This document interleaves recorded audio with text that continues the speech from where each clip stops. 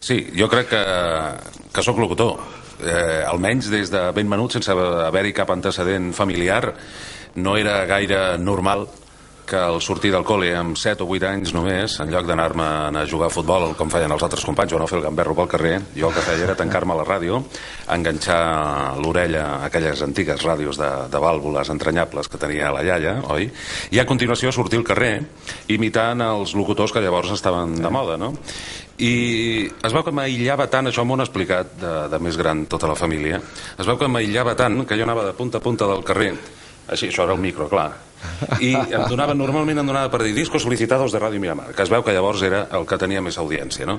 I clar, les veïnes li deien a la meva mare, aquest nen no està bé, Si està boig, parla sol, és raret, sí. O sigui que imagina't quan vaig tenir l'oportunitat per primera vegada de veure com es feia la ràdio per dins, en aquells entranyables també programes que era el públic que es feien llavors, no? Doncs de tot això parlarem ara tranquil·lament durant 50 minuts.